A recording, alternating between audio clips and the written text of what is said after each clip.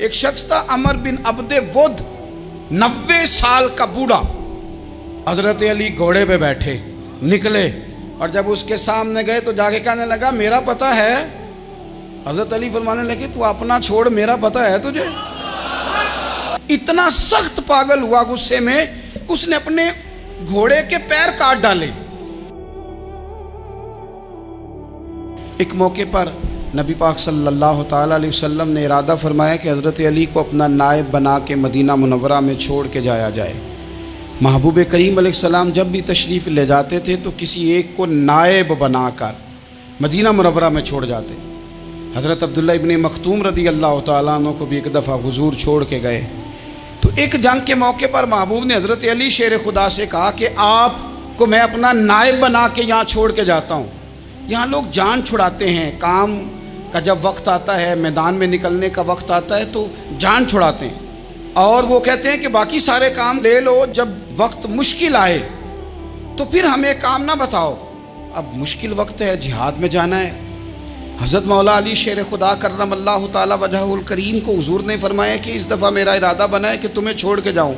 تو حضرت علی کو چھوڑ کے جایا جا رہا ہے، ان کو مدینے میں رہنا ہے، میدان میں نہیں جانا۔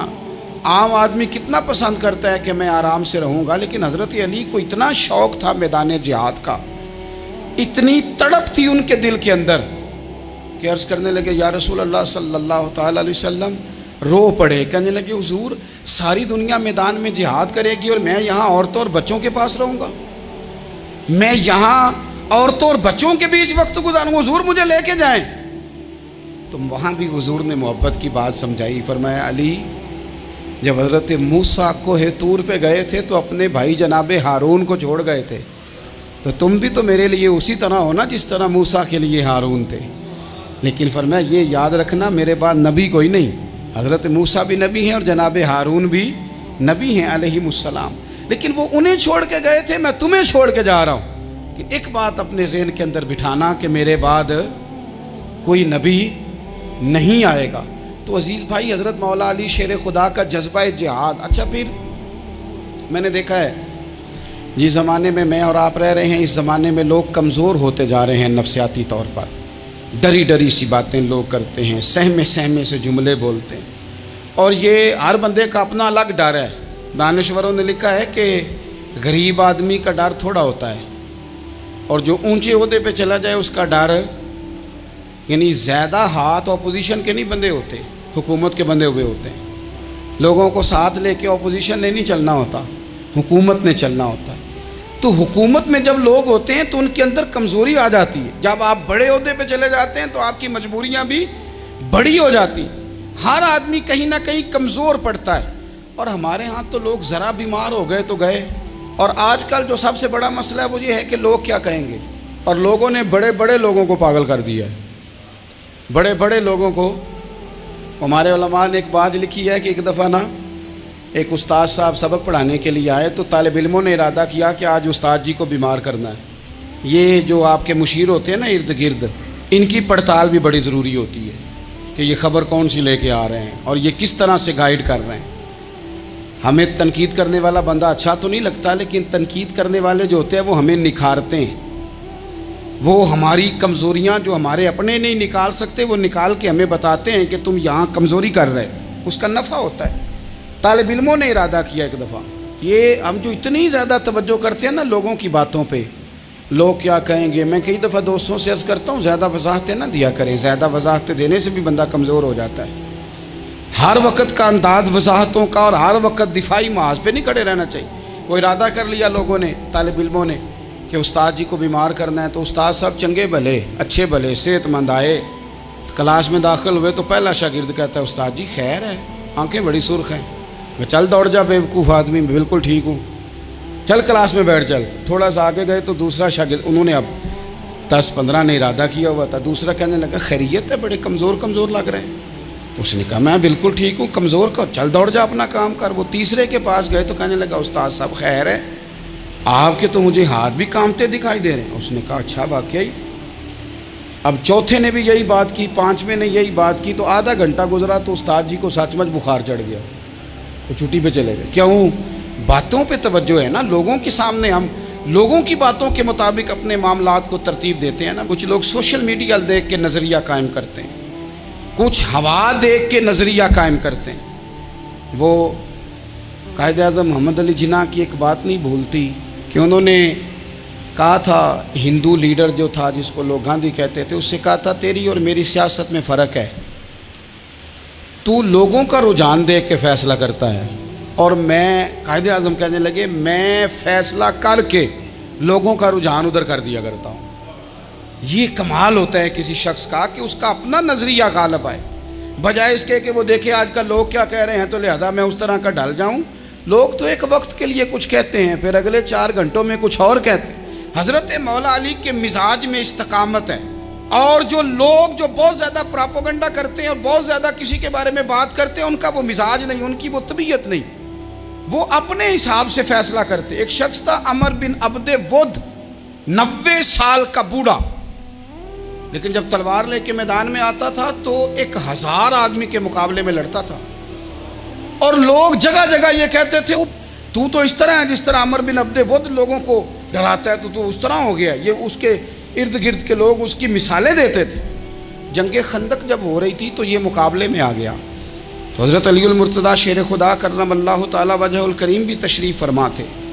अब पूरे अरब के अंदर इसके बारे में ये कहा जाता था कि उससे ना लड़ो, वो तो खूनखार है, वो तो दरिंदा है, वो तो जंगली शेर की तरह आता है, वो तो काट खाने को दौड़ता है, उससे कौन लड़े। एक ख्याल था। और वो प्रोपेगेंडा बाज़-औक़ात इतना ज़्यादा किसी के बारे में होता है कि ज़हन मैं, बच्चे लोग आते हैं ना बच्चा दम कराने के लिए, तो कहते हैं पीर साहब बड़ा ज़िद्दी है, किसी की बात नहीं मानता, बाकी बच्चे ठीक थे, ये तो बड़ा ही नालायक निकल आया है। तो मैं कहता हूँ कि आप इसके सामने ये वाली बातें ना करें, ये पक्का हो जाएगा कि मैं ज़िद्दी हूँ। तो आप ज़हन बना रहे हैं इसका कि तो इस तरह का है। ज़हन बना दिया लोगों ने कि अमर इब्न अब्दे वुद के मुकाबले में कोई नहीं आ सकता। खंदक में ये आया, इसने ललकारा मुसलमानों को, आओ वो तुम्हारी जन्नत किधर है जिसके बारे में तुम कहते हो कि हम शहीद होंगे, तो आओ मेरे मुकाबले में निकलो। जब इसने पहली दफ़ा ललकारा तो अभी बात ख़त्म नहीं हुई थी कि मौला अली तलवार लेके अल्लाहु अकबर कहते खड़े हो गए। हुजूर ने फरमाया बैठ जाओ, हज़रत अली फिर बैठ गए। वो फिर पुकारा, उठो कोई मेरे मुकाबले में, तो मौला अली शेर खुदा फिर खड़े हो गए, फिर खड़े हो गए। हुजूर ने फरमाया बैठ जा। एक शख्स ने कहा अली ये अमर बिन अब्दे वुद हैं। फरमाया मुझे पता है। नहीं समझे आप बात, मैं आपको समझा के लाया हूँ पीछे से कि प्रोपेगेंडा करते हैं ना लोग, हो आगे ना जाना, यहाँ करंट बड़ा ज़्यादा है, वोल्टेज बड़े सख्त हैं, तू आगे ना बढ़ना। भाई क्या हो जाएगा, उठ बांध कमर क्यों डरता है, फिर देख खुदा क्या करता है। हज़रत अली तीसरी दफ़ा उसने कहा ना है कोई, तो हज़रत अली फिर उठे। अब तो रसूल पाक सल्लल्लाहु ताला अलैहि वसल्लम ने थपकी दी। बाज़ जगह यह है कि हुजूर ने खुद तलवार थमाई, सर पे इमामा बांधा और हुजूर ने फतह याबी की दुआ फरमाई। हज़रत अली घोड़े पे बैठे निकले और जब उसके सामने गए तो जाके कहने लगा मेरा पता है। हज़रत अली फरमाने लगे तू अपना छोड़, मेरा पता है तुझे, मुझे तो जानता है। कहने लगा मैं 1000 के मुकाबले में अकेला लड़ता हूँ। हज़रत अली शेर खुदा फरमाने लगे पता नहीं तू किन से लड़ता रहा है, जाने वो कौन है जिनसे तू लड़ता रहा, वो कौन 1000 थे जो तेरे मुकाबले में आते थे, पता नहीं। तो कहने लगा मेरा नाम मेरी माँ ने अमर बिन अब्दे वुद रखा है। फरमाया छोड़ तू, मेरी माँ ने मेरा नाम हैदर रखा है। कहने लगा तेरी उम्र छोटी है, कोई बड़ा ला। फरमाने लगे ये तो जब हंजे में पंजा मिलेगा तो पता चलेगा उम्र किसकी छोटी है। अभी तू कहानियों से मुतासर करना चाहता है, तू चाहता है कि तू प्रेशर डाले और मैं तेरी बात सुनूं, तो मुकाबले में आ, डींगे ना मार, कहानियां ना सुना। दीवारें हिलती रहती हैं और दर कांप जाता है, अली का नाम सुन के अब भी खैबर कांप जाता है। तू मुकाबले में आ, तू बातें बना रहा है, कहानियां सुना रहा है। वो कहने लगा तू बच्चा है, मैं चाहता नहीं तेरा खून बहाऊं। तो हज़रत अली कहने लगे मैं बड़े दिन से परेशान हूँ कि किसी बेईमान का खून बहाया क्यों नहीं, मेरा बड़ा दिल कर रहा है तेरा खून बहाऊं। उसने बड़ी ज़ोरदार ज़रब लगाई, गुस्से में इतना पागल हुआ, क्योंकि उसके बारे में मारूफ था कि वैश्य मिजाज आदमी, इतना सख्त पागल हुआ गुस्से में, उसने अपने घोड़े के पैर काट डाले। पहले तलवार घोड़े को दे मारी, اس کو کاٹ کے دوڑا. یہ کیوں کرتے تھے لوگ؟ عرب کے لوگ اس وقت یہ کام کرتے تھے کہ ہم نے گھوڑا ہی مار ڈالا ہے تاکہ ہم بھاگ نہ سکیں. کہتے ہیں نا کشتیاں جلا دی ہیں کہ اب واپس جانے کا راستہ ہی بند ہو جائے. گھوڑے کے پیر کاٹ ڈالے کہ بھاگنا نہیں. اور بڑی زور سے اس نے ضرب لگائی حضرت علی پر. حضرت علی نے جب روکی تو وہ ڈھال ٹوٹ گئی حضرت مولا علی کی، اور آپ کے امامے کو اس کی تلوار بھی لگی. آپ نے فرمایا دکھا لیا تو نے زور، اب میری باری ہے. حضرت مولا علی شیر خدا کا قد بظاہر چھوٹا تھا. صحابہ کہتے ہیں ہم دور سے دیکھ رہے تھے، اللہ اکبر کہہ کے تھوڑا سا زمین سے وہ اٹھے، تھوڑا سا اٹھے، اور پھر دوبارہ نہیں انہیں تلوار چلانی پڑی. ایک ہی ضرب لگائی اور اس کے 2 ٹکڑے کر کے اسے زمین پہ پھینک دیے. تو عزیز دوست، آپ یاد رکھیں گے اس بات کو کہ اپنی زندگی کے اندر مروب ہونا چھوڑ دیں. روب میں تاتاریوں نے مسلمانوں کو مروب کر لیا تھا، روب ڈال لیا تھا کہ ہم بہت بڑے لوگ ہیں. یہی آج ہمارے ساتھ بہت سارے لوگ کرتے ہیں. دلوں میں روب آ جاتا ہے، امیر رشتہ دار کا، فلانے کا، پھر وہ جو مرضی کرتا ہے. تاتاریوں کی ایک بی بی وہ کیا کرتی، وہ 9-10 مسلمان نوجوانوں کو سڑک پہ کھڑا کر جاتی. کہتی ادھر کھڑے ہونا، میرے آنے تک ہلنا نہ. جوان ہے لیکن روب ہے نا کہ یہ بڑے وحشی ہیں.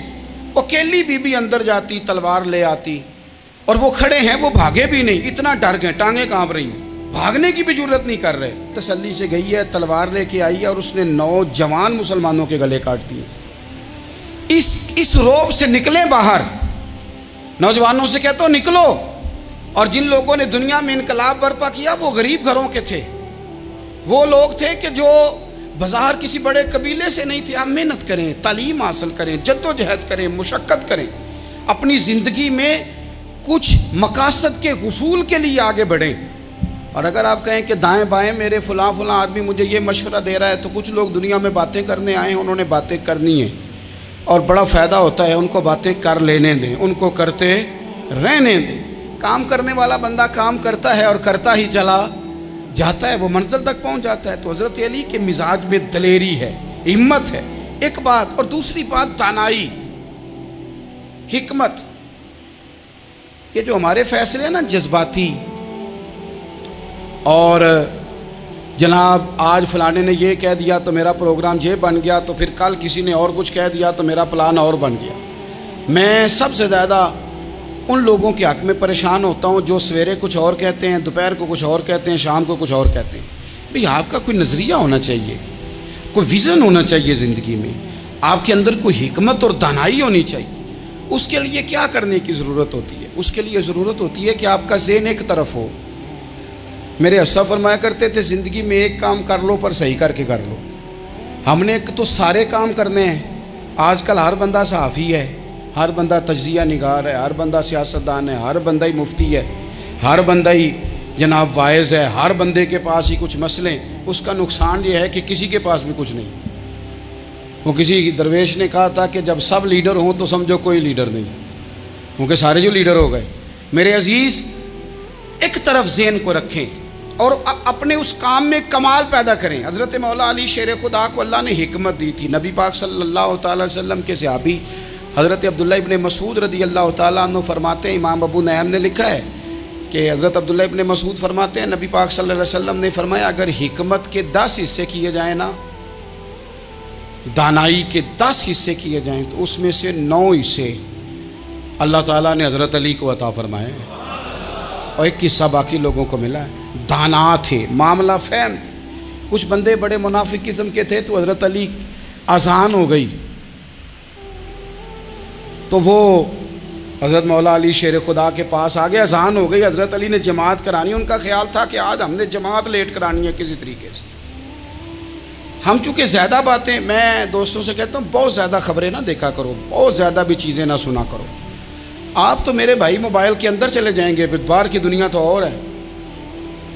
تو تھوڑا باہر بھی نکلیں تصویروں سے، تھوڑا باہر بھی آئیں، دیگر معاملات بھی دیکھیں. ہمیں بڑے بڑے اچھے لوگ زندگی میں مل جائیں گے، لیکن ہم ان کے قریب نہیں جاتے. ہم دیکھتے نہیں کہ اصل بات کیا ہے، سنی سنائی چیزوں پر زیادہ گمان کرتے ہیں. اب حضرت علی چونکہ بڑے دانا تھے، مسلح پہ بڑھ رہے ہیں، جماعت کھڑی کرنی، اللہ اکبر کہہ رہے ہیں. بندوں کا خیال تھا نماز لیٹ کرانی ہے. نے فٹافٹ حضرت علی سے کہا کہ حضور ذرا وہ جانور تو بتائیے گا کتنے ہیں جو انڈے دیتے ہیں، اور ذرا وہ بھی بتائیے گا جو بچے دیتے ہیں۔ یہ ذرا اب کتنے کو بندہ جانور گنے، آہستہ آہستہ بندہ شمار کرے، ہو بکری جو ہے وہ بچہ دیتی ہے، مرغی انڈا دیتی ہے، اور گائیں جو ہے وہ بچہ دیتی ہے، اور بطخ جو ہے وہ انڈا دیتی ہے۔ بندہ تو یہ گننے لگ جائے تو حضرت علی شیر خدا یہاں ہاتھ ہیں، فرمانے لگے گھر جا کے گن لینا، موٹی سی بات بتاتا ہوں، جن جانوروں کے کان باہر ہوتے ہیں وہ بچے دیتے ہیں، جن کے اندر ہوتے ہیں وہ انڈے دیتے ہیں۔ اللہ اکبر، نماز کی نیت باندھ لی، تم گننا گھر جا کے۔ موٹی سی بات بتا دیتا ہوں، وہ صاحب کہتے ہیں میں حضرت علی رضی اللہ تعالیٰ عنہ کو الجھانے آیا تھا، میں خود بڑا الجھ گیا۔ یہ کیا ماجرا ہے، کیا معمہ ہے کہ دو فکروں میں انہوں نے بات کو سمیٹا اور کمال کر دی۔ کہنے لگے گھر جا کے گننا، یہاں ٹائم نہیں، نماز کا وقت ہے، بس جن کے کان اندر ہے نا وہ انڈے دیتے ہیں، اور جن کے باہر ہیں وہ جا کے حساب کرنا۔ آپ ڈھونڈ لیں، تلاش کر لیں، چلے جائیں ماہرین کے پاس، پر شیر خدا شیر ہی ہے۔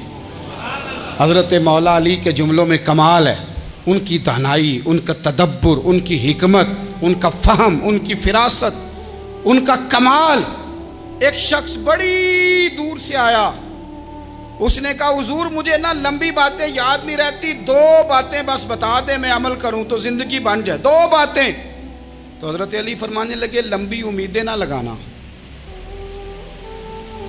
لمبی امیدیں نہ لگانا، موت کا پتہ نہیں کب آ جائے گی۔ منصوبہ بندی ضرور کرنا آنے والی نسلوں کے لیے، اپنی ذات کے لیے لمبی امیدیں نہ باندھنا، یہ بھی کر لوں گا، یہ بھی کر لوں گا۔ ہم ریٹائر نہیں ہوتے زندگی بھر، پلان پہ پلان، پلان پہ پلان۔ تو اگر ہم پلان کر رہے ہوتے ہیں تو جو ہمارے نیچے ہوتے ہیں وہ ہمیں ریٹائر کرنے کا پلان کر رہے ہوتے ہیں۔ اولادیں تک والدین کو کمزور کرنے کے در پہ ہوتی ہیں کہ اب یہ ہٹے تو ہماری باری آئے۔ حضرت علی فرمانے لگے دو کام، ایک تو لمبی امید نہ باندھنا، اور دوسرا فرمایا اپنے نفس کی خواہش کی پیروی سے بچنا۔